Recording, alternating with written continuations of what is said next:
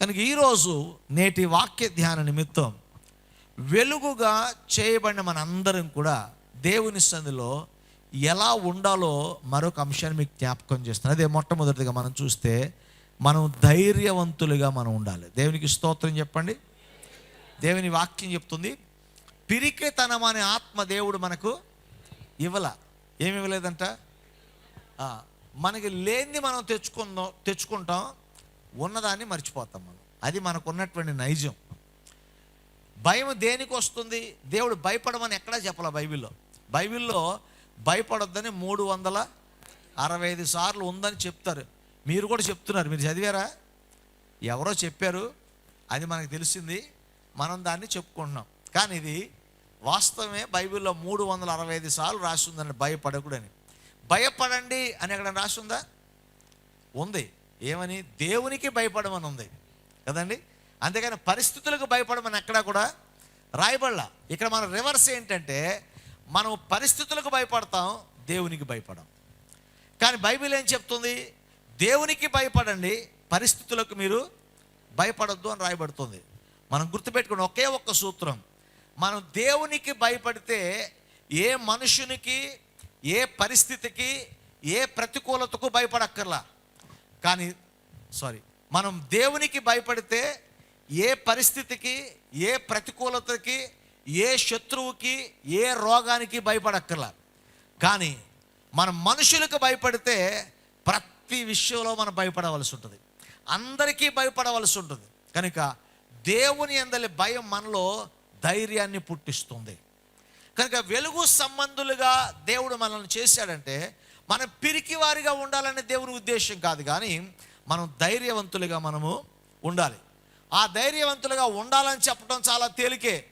ధైర్యంగా ఉండంటాడు, అవునా? కరెంటు పోగానే. కానీ క్యాండిల్ ఎక్కడ అంటాడు? ఫస్ట్ ఆడికే భయం.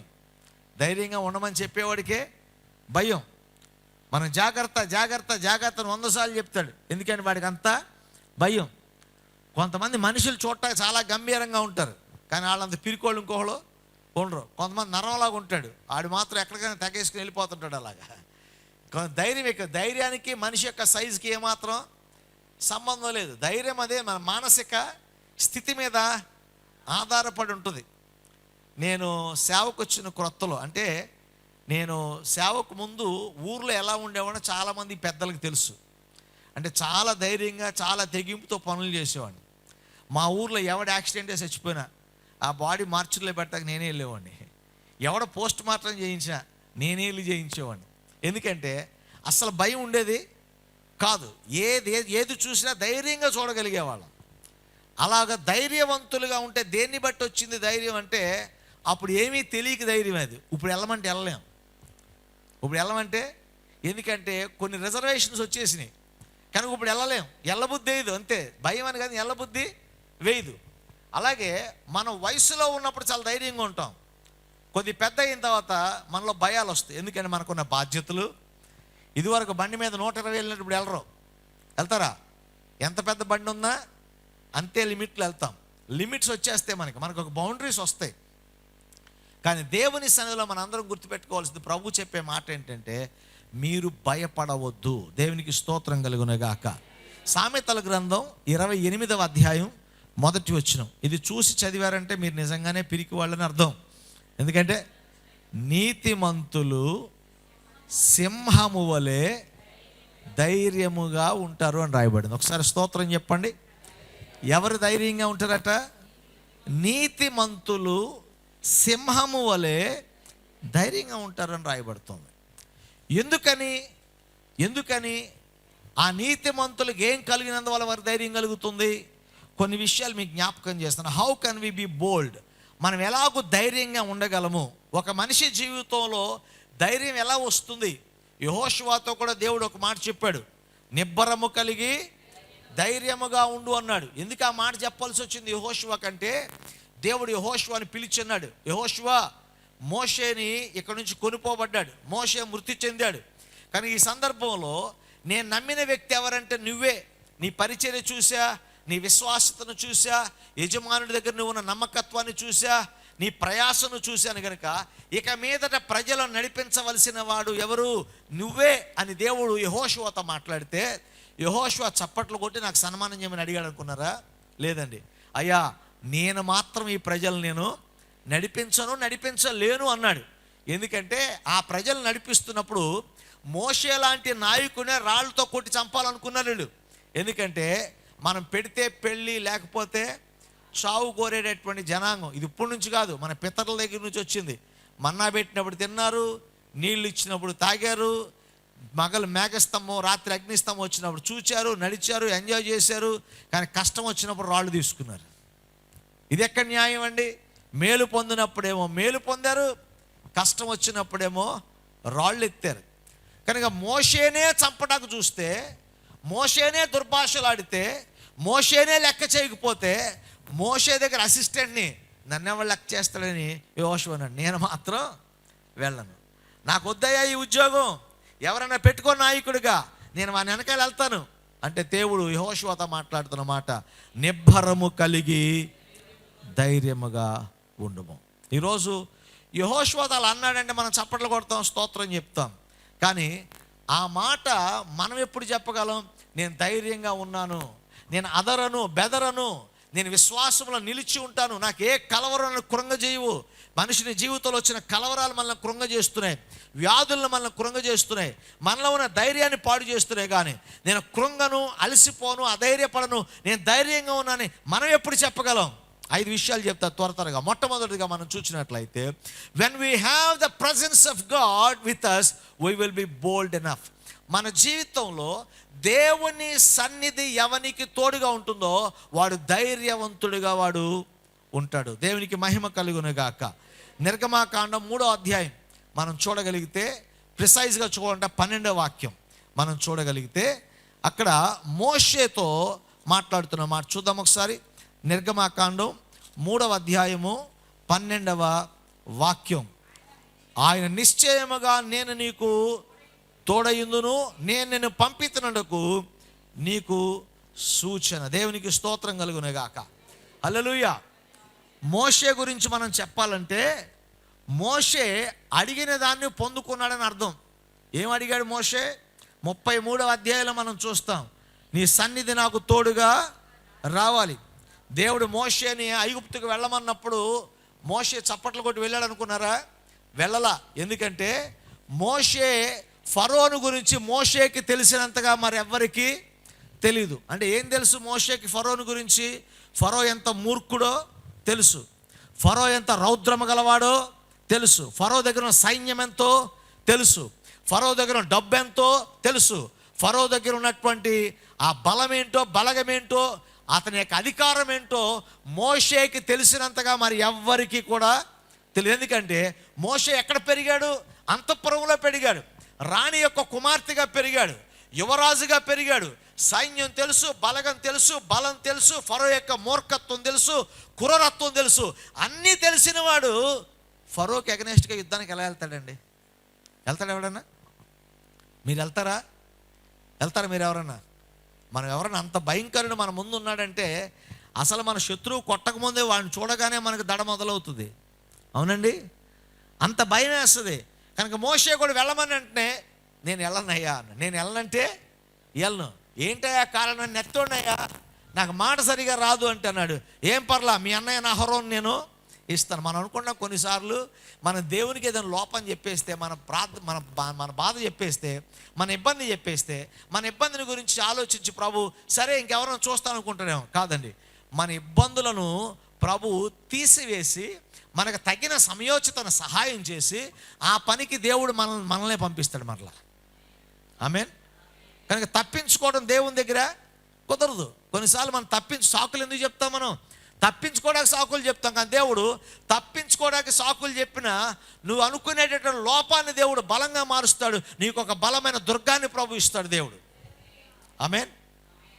మోషే నేను వెళ్ళనంటే వెళ్ళను, ఎందుకంటే అతని శత్రువు ఎవరో తెలుసు, ఇప్పుడు ఎక్కడి నుంచి వచ్చాడో తెలుసు మోషేకి, అందుకే వెళ్ళన్నాడు. అప్పుడు మోషే అన్నాడు ఏం తెలుసా? నీ సన్నిధి నాకు తోడుగా ఉంటే అప్పుడు వెళ్తాను. అంటే మోషే ధైర్యం ఏంటి? మోషేకి ధైర్యం ఎక్కడి నుంచి వచ్చింది? దేవుడు ఏమన్నా పర్వాలేదులే సైన్యం 20 లక్షల మంది ఉన్నారన్నావు కదా, నేను కూడా నీకు ఒక 20 లక్షల సైన్యం ఇస్తాను. 100 రథాలు ఉన్నాయన్నావు కదా, నీకు కూడా ఒక 200 రథాలు ఇస్తాను. 10 గన్లు ఉన్నాయి కదా, నీకు ఒక 100 గన్లు ఇస్తానని చెప్పి ఆయుధాలను, మనుషులను, డబ్బును మోషేకి చూపిస్తే వాటిని బట్టి మోషేకి ధైర్యం కలగల. అవి మోషేకి ధైర్యం కలిగిస్తారు ఆయన అనుకోవాలా. ఆయనకు ధైర్యం కలిగించేది ఏదని కోరుకున్నాడు తెలుసా? మోషే దేవుడిని, అయ్యా నాకు సైన్యం అని అడగల. అడిగింది ఒకే ఒక్క మాట, నీ సన్నిధి నాకు తోడుగా ఉండనిమ్ము. దేవునికి స్తోత్రం కలుగును గాక. The presence of the Lord make you bold. దేవుని సన్నిధి నీకు ధైర్యాన్ని కలుగు చేస్తుంది.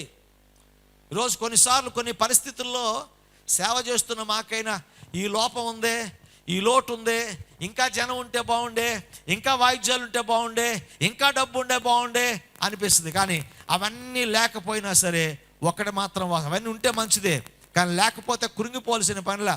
చాలామంది సేవకులు, నేను ఎక్కువ పాస్టర్ సెమినార్లో మాట్లాడుతున్నప్పుడు చాలామంది, అన్న మా పరిస్థితి అన్న మాకు ఇంకా వస్తుంటే బాగుండేది, మా ఇంకా పెద్ద చర్చ్ ఉంటే బాగుండేది, ఇంకా మాకు పెద్ద వాయిద్యాలు ఉంటే బాగుండే, ఇంకా జనం ఉంటే బాగుండు, డబ్బు ఉంటే బాగుండు అనుకుంటారు. కానీ ఒకే విషయం ప్రతి సేవకుని చెప్తా, నీ దగ్గర డబ్బు ఉన్నా లేకపోయినా, నువ్వు ఆశించిన హంగులు ఉన్నా లేకపోయినా, నువ్వు ఆశించినటువంటివన్నీ నీకు సమకూర్చబడకపోయినా, యేసయ్య నీకు తోడుగా ఉంటే, ఆయన సన్నిధి ఎవరికి తోడుగా ఉంటే వాడు ధైర్యంగా ప్రతి పరిస్థితిని ఎదుర్కోగలుగుతాడు. You must seek the presence of God to be bold enough. నీ జీవితంలో ధైర్యంగా ఉండటానికి ప్రభు యొక్క సాన్నిధ్యాన్ని కోరుకోవాలి.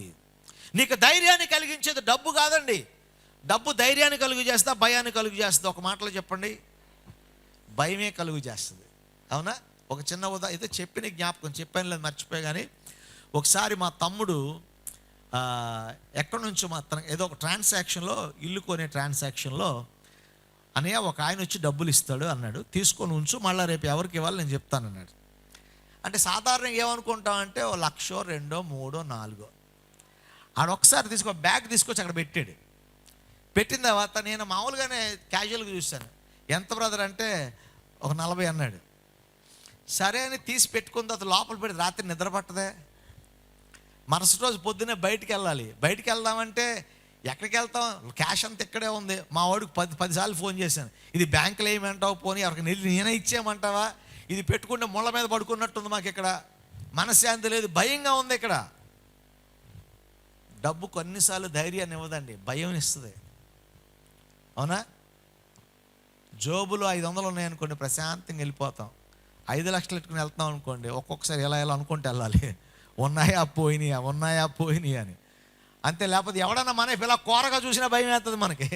ఇలా నా ఇంకా చూస్తున్నాడు, దగ్గర డబ్బులు ఉన్నాయని తెలిసిందేమో వాడికి అని.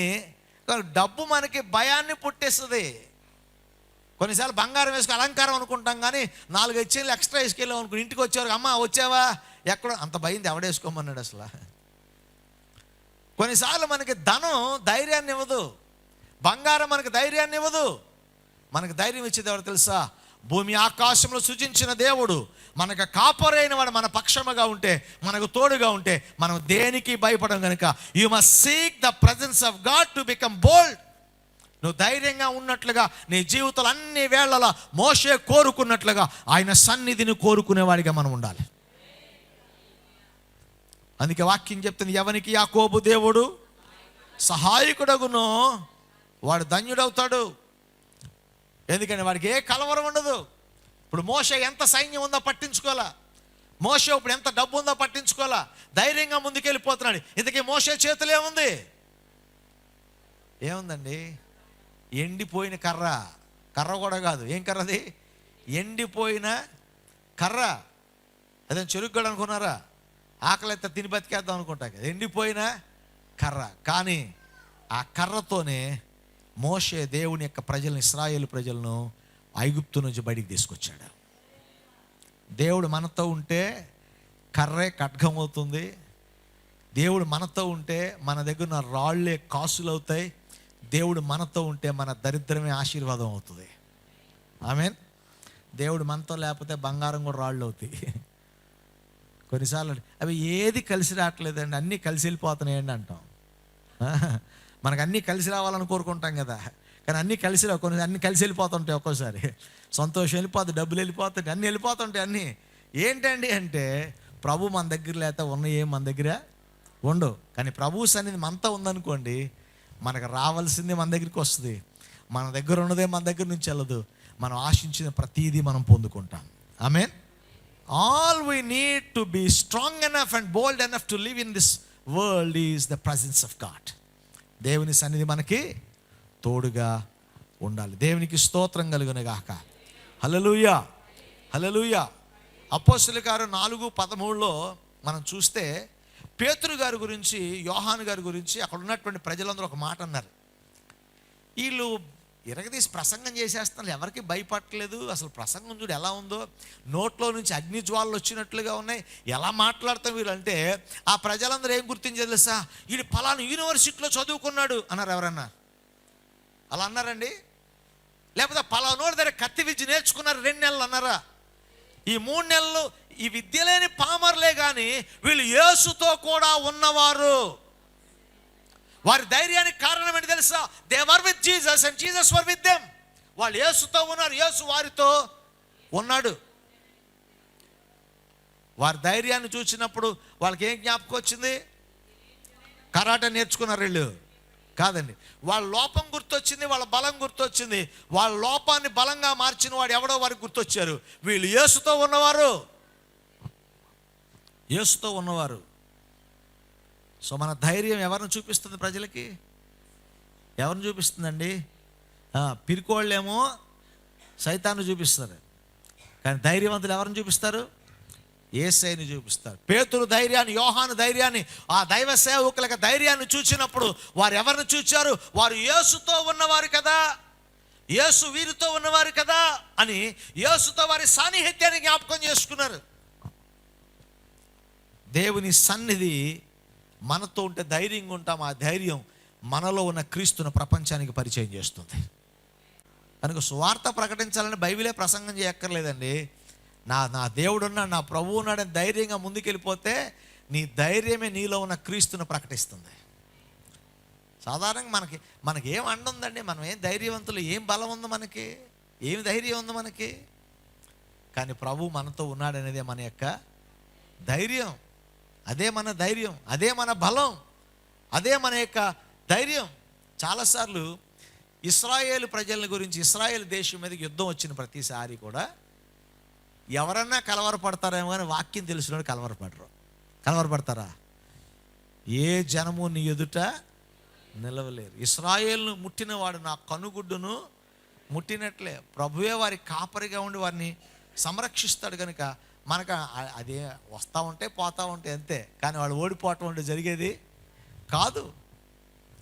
ఈ దినమందు దేవుని యొక్క వాక్యం పేరట నేను మీకు జ్ఞాపకం చేస్తున్న సత్యం, ఆయన సన్నిధి కలిగిన వారు ధైర్యముగా ఉంటారు. దేవునికి స్తోత్రం కలుగును గాక. రెండవదిగా మనం చూసినప్పుడు, if you want to be bold enough, మన జీవితాల్లో ధైర్యవంతులుగా ఉండాలంటే, వెలుగు సంబంధాలు ఎలా ఉండాలని చెప్పాను నేను? ధైర్యంగా ఉండాలి. ఆ వెలుగు సంబంధులమైన మనం ధైర్యంగా ఉండాలంటే మొట్టమొదటిది ఆయన సన్నిధి కలవారిగా జీవించాలి. మనం without the presence of God you cannot be a person as bold. ధైర్యంగా మనం ఉండలేం. కనుక రెండవదిగా మనం చూసినట్ల, you must have the anointing of God. దేవుని అభిషేకము గలవారు ధైర్యవంతులుగా ఉంటారు. దేవునికి స్తోత్రం చెప్పండి అందరూ. హల్లెలూయా. లూకాసు వార్త 22వ అధ్యాయము 54 నుంచి 62 వచనాలు, ఆ వృత్తాంతాన్ని మీకు జ్ఞాపకం చేస్తాను. లూకాసు వార్త 22, 54 నుంచి 62. పేతురు గారు యేసు ప్రభు నాకు తెలియదని ముమ్మారు బొంకాడు కదండి. ఎన్నిసార్లు బొంకాడు? ముమ్మారు. ఎవరి దగ్గర? అది కూడా చిన్నపిల్లల దగ్గర, ఏ విధంగా అడ్రస్ లేని వాళ్ళ దగ్గర, అలాంటి వారి దగ్గర బొంకాడు. అదే పేతురు గారు అపోస్తుల కార్యం 2వ అధ్యాయం 14 వచనం వచ్చేటప్పటికి, ఆయన యేసే దేవుడని, యేసుక్రీస్తే మనుషులకు రక్షణించే దేవుడని రాజులు ఎదుట, అధికారులు ఎదుట నిలబడి ప్రసంగం చేస్తే ఆ ధైర్యంతో మాట్లాడుతున్న వారిని చూసి 3,000 మంది రక్షించబడ్డారు. దేవునికి స్తోత్రం కలుగును గాక. హల్లెలూయా. ఎక్కడి నుంచి వచ్చిందండి ధైర్యం? ఎక్కడి నుంచి వచ్చిందండి ధైర్యం?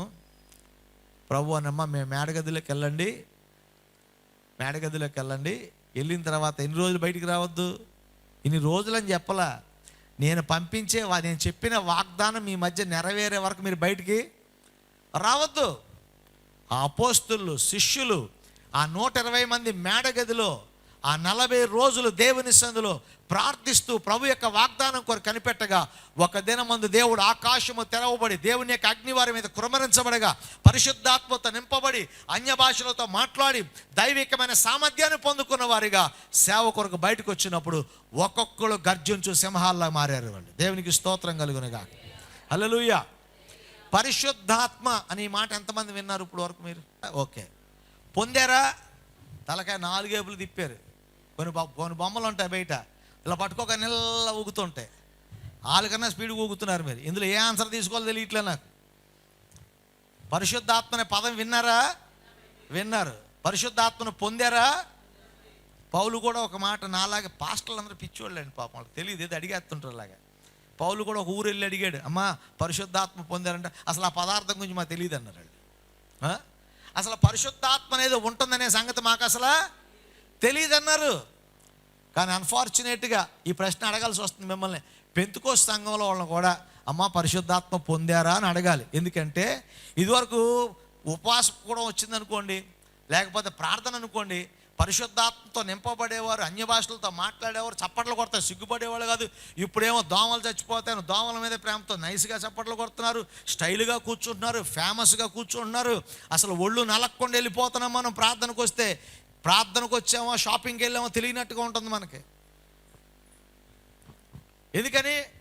భక్తి ఫ్యాషన్ అయిపోయింది మనకు. ఇప్పుడు భక్తి ఫ్యాషన్ అయిందండి. పరిశుద్ధాత్మ ఎప్పుడు వస్తాడు? విశ్వాసముతో దేవుని సన్నిధిలో కన్నీటితో ప్రార్థన చేసి ఆశతో అడిగితే అప్పుడు పరిశుద్ధాత్మ దేవుడు వస్తాడు. అసలు కన్నీటి ప్రార్థన ఏది?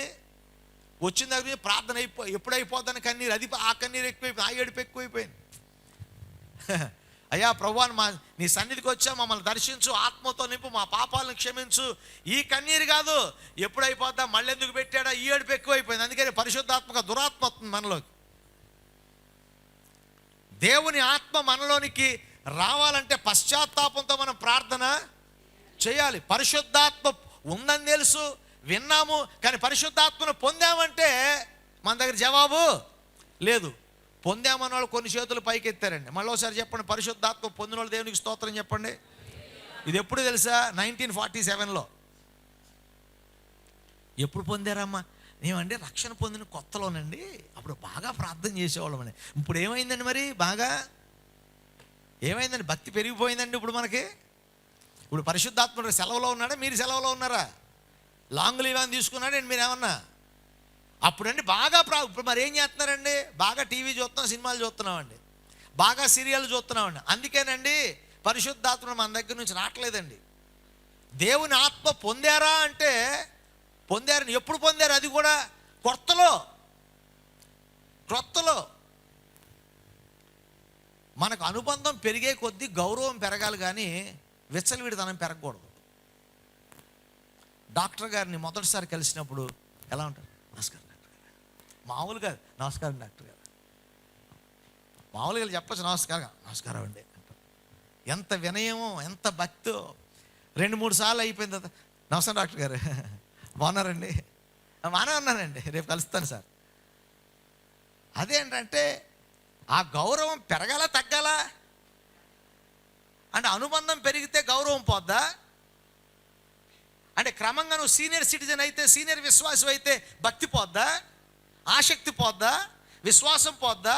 దైవికమైన కార్యాలను ఆసక్తి పోద్దా? పరిశుద్ధాత్మ తృష్ణ పోయిందా? పరిశుద్ధాత్మ రుచి ఎకటగా ఉందా? మీ గురించి చెప్పండి, మా పాస్టర్ల గురించి, మా గురించి మేమే చెప్పుకుంటాంలేండి. ఈ మధ్య అమ్మ ఒక తెల్ల నూనె ఉంటే పెట్టండి అండి. ఏదైనా రోజు తిని ఎకటొచ్చేసింది. క్రిస్మస్ రోజుల్లో అయితే చూస్తే వాంతి వచ్చేసేలాగా అనిపిస్తుంది. ఎందుకని? ఎక్కువైపోయింది. ఇప్పుడు మనకేంటంటే ప్రాబ్లం ఏంటంటే భక్తి ఎక్కువైపోయింది. రోజు ప్రార్థనే, 40 రోజులు 20 రోజులు లైవ్లు చూసి వచ్చే వారం వెయిట్ ఫర్ నెక్స్ట్ వీక్, వచ్చే వారం పొందుతామండి. చాలామందికి నిర్లక్ష్యం. దేవుని ఆత్మ ప్రతిరోజు పొందాలి. ధైర్యం ఒకరోజు కావాలా? ప్రతిరోజు కావాలా? దేవుని సన్నిధిలో పరిస్థితులు ప్రతిరోజు ఎదుర్కొంటామా? ఒక్కరోజు ఎదుర్కొంటామా? పరిశుద్ధాత్మ అంటే ఏంటో తెలుసా? దైవికమైన సామర్థ్యాన్ని పొందుకోవటం. దేవునికి స్తోత్రం కలుగును గాక.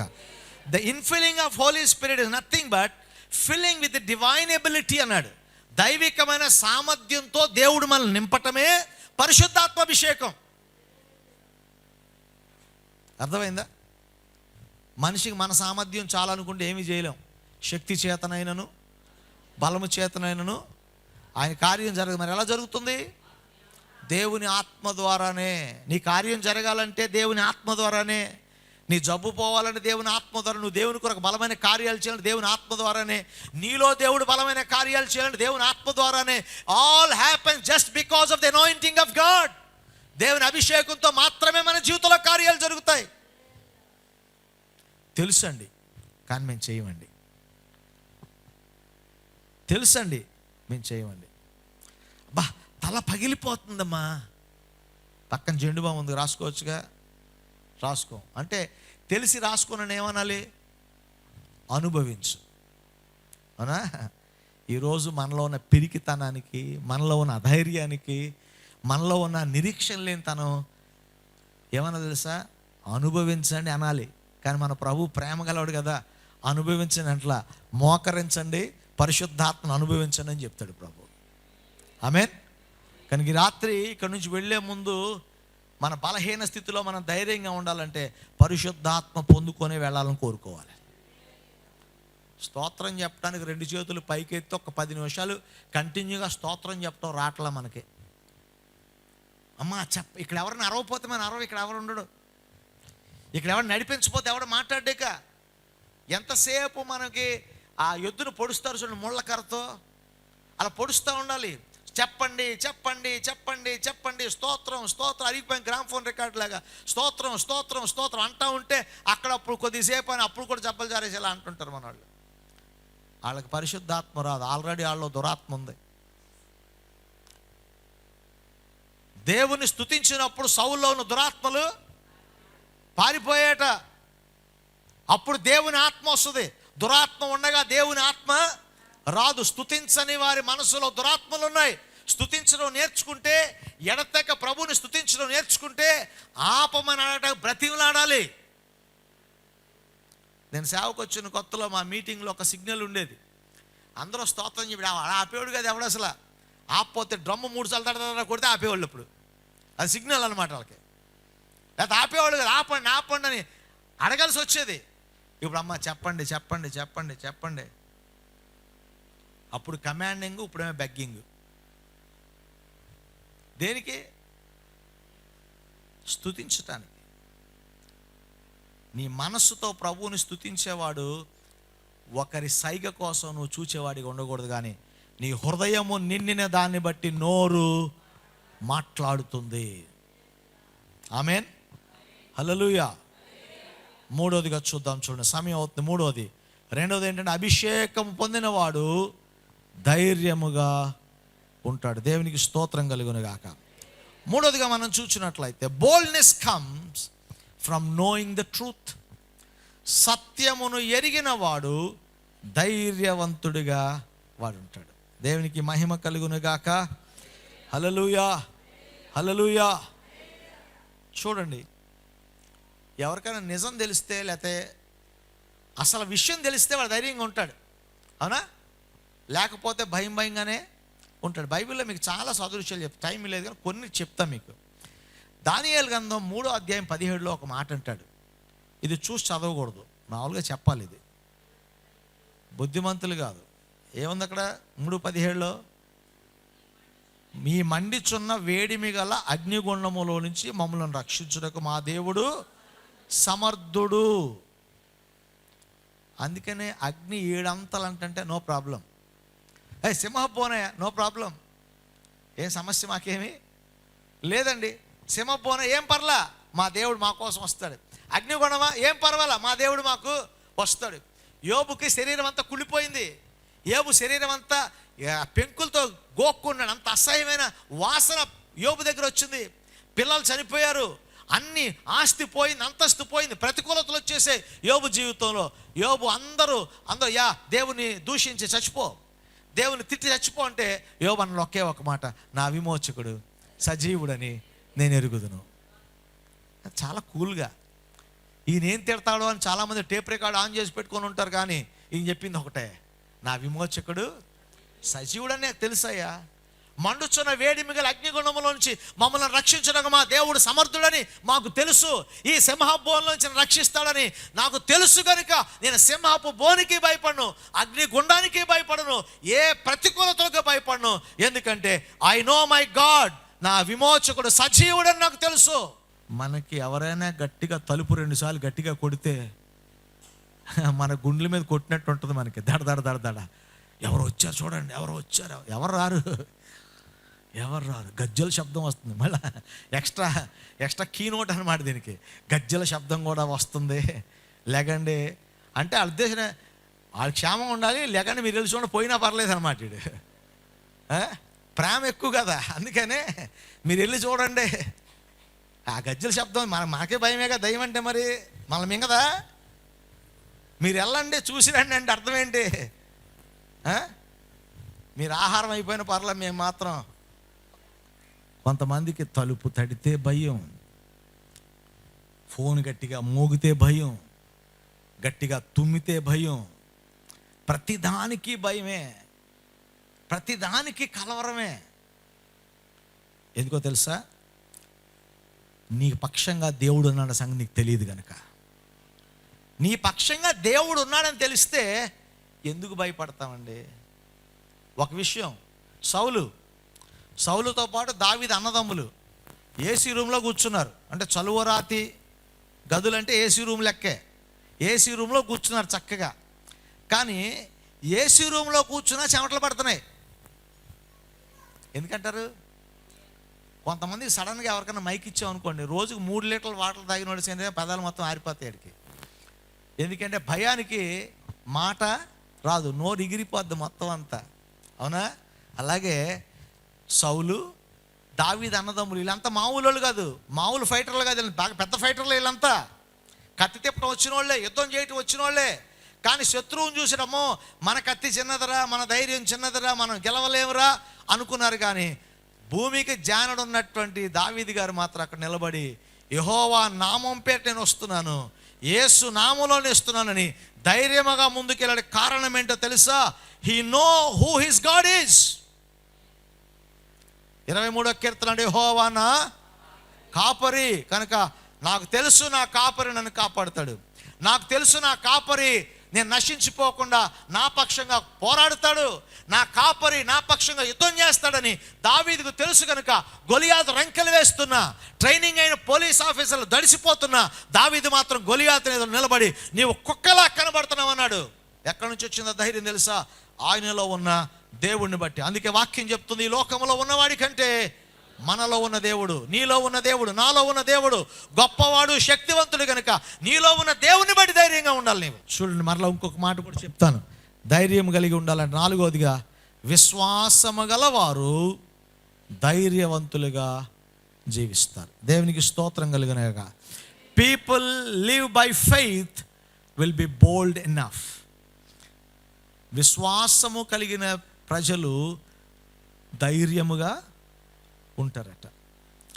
మీరు సాధారణంగా ఎవరైనా ఏదైనా వాళ్ళకి ఇష్టం లేదు జరుగుతుంటే, నష్టం కలుగుతుంటే చెప్పకుండానే కన్నీళ్ళు వచ్చేస్తూ ఉంటాయి కదండి.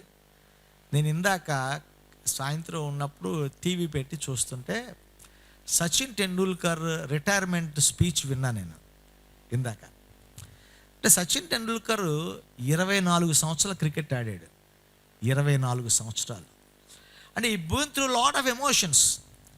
కానీ ఆయన ఆఖరి అంత నవ్వాడు, అంత అరగంట మాట్లాడాడు, కానీ గ్రౌండ్ వదిలి వెళ్ళిపోతున్నప్పుడు తెలియకుండానే కన్నీళ్ళు వచ్చేసాయి. అంత పెద్ద మనిషి, లెజెండరీ, భారతరత్న అయ్యే ఉండవు. ఎమోషన్కి ఏమైనా ఉంటాయా? అయ్యే ఉండవండి. విశ్వాసము లేదా. నేను ఈ మాట ఎందుకు చెప్పానంటే, మన జీవితాల్లో చాలాసార్లు ఏంటంటే భయం మన జీవితంలో. విశ్వాసము కలవారి జీవితాల్లో ఎందుకు ధైర్యం ఉంటుందో నేను మీకు జ్ఞాపకం చేస్తున్నాను. మన జీవితాలు ఎప్పుడూ కూడా అనేకమైనటువంటి ప్రతికూలమైన పరిస్థితులు గుండా వెళుతూ ఉంటాం. కానీ ఆ ప్రతికూలమైన పరిస్థితులు గుండా వెళ్ళే ప్రతి సందర్భంలో నాకు దేవుడు తోడుగా ఉన్నాడు, నా పక్షంగా ఆయన పోరాడతాడనే విశ్వాసం నీలో ఉంటే, ఆ విశ్వాసము కలిగిన వారు ఎప్పటికీ బెదిరిపోరు, ఎప్పటికీ కలవరంలోనికి వెళ్ళరు. కానీ ఈరోజు మనకు లేనిది ఏంటంటే విశ్వాసం. విశ్వాసం ఉందా? మనకి ఉందా? ప్రభువు మీద విశ్వాసం ఉందా? చెప్పండి, ఉందా లేదా? ఉందా? ప్రభువు మీద విశ్వాసం ఉంటే కనుక మనం దేనికి భయపడవలసిన పని మనకి లేదు. విశ్వాసం గలవారు ప్రార్థన చేసినప్పుడు వారి జీవితాలు అద్భుతాలు జరుగుతాయి. విశ్వాసం గలవారు ప్రార్థన చేసినప్పుడు భూమి వణుకుతుంది. ఈరోజు మన విశ్వాసం దేవుడు కోరుకుంటున్నాడు. ప్రియ దేవుని బిడ్డలారా, నీలో విశ్వాసం ఉంటే నువ్వు ధైర్యం గలవాడిగా ఉంటావు. విశ్వాసం లేకపోతే నీలో ధైర్యం ఉండదు. విశ్వాసమే నిన్ను ధైర్యవంతునిగా చేస్తుంది. విశ్వాసం లేకపోతే మనలో అధైర్యాన్ని కలుగు చేస్తుంది. నీ దేవుని యొక్క శక్తిని గురించిన విశ్వాసం నీలో ఉండాలని ఈ సమయంలో ప్రభు పేరిట నేను మీకు జ్ఞాపకం చేస్తున్నాను. చివరిగా ఒక మాట చెప్పి నా మాటలు ముగిస్తున్నాను. 5వదిగా మనం చూసినట్లయితే, we are bold just because of blood of Jesus. యేసుక్రీస్తు రక్తము ద్వారా మనకు ధైర్యము కలుగుతుంది. హెబ్రీ పత్రిక 10వ అధ్యాయము 19వ వచనం చూడండి. హెబ్రీ పత్రిక 10వ అధ్యాయము 19వ వచనంలో ఒక మాట మనం చూడగలుగుతాం. ఇక్కడ, సహోదరులారా, యేసు మన కొరకు ప్రతిష్ఠించిన మార్గం అనగా నూతనమైనదియు జీవము గలదియు ఆయన శరీరమును తెర ద్వారా ఏర్పరచబడినదైన మార్గమున ఆయన రక్తం వలన పరిశుద్ధ స్థలమందు ప్రవేశించుటకు మనము ధైర్యము కలిగి ఉన్నది. దేవునికి స్తోత్రం కలుగును గాక. హల్లెలూయా. పరిశుద్ధ స్థలములో ప్రవేశించాలంటే ఎవరు ప్రవేశిస్తారు? పరిశుద్ధపరచబడిన వారే.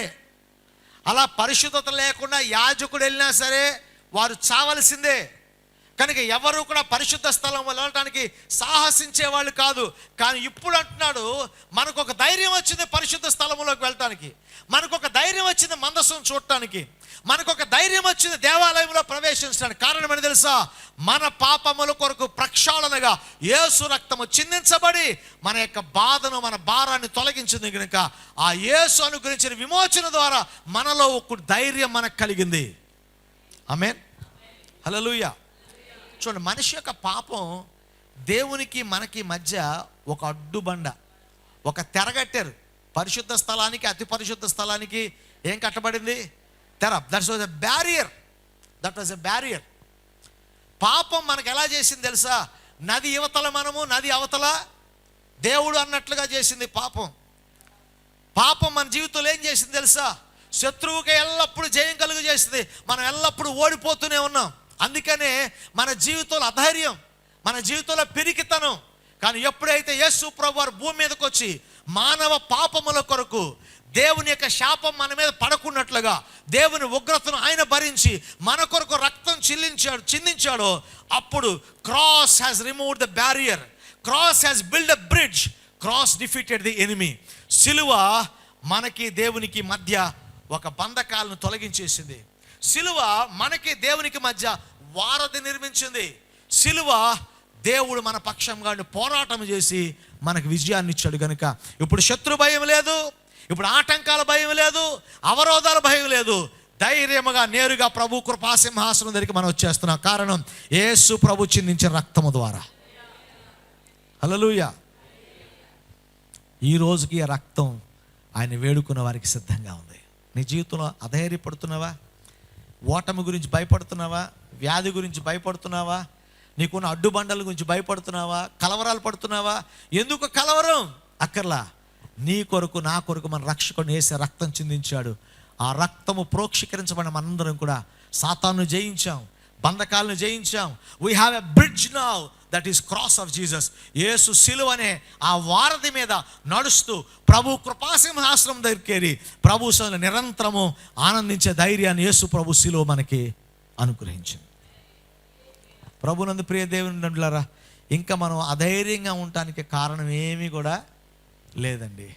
మనం ధైర్యంగా ఉండాలి. నీతిమంతులు సింహము వలె. ఈరోజు ఏంటి మీ కలవరం? ఏంటి మీ అధైర్యం?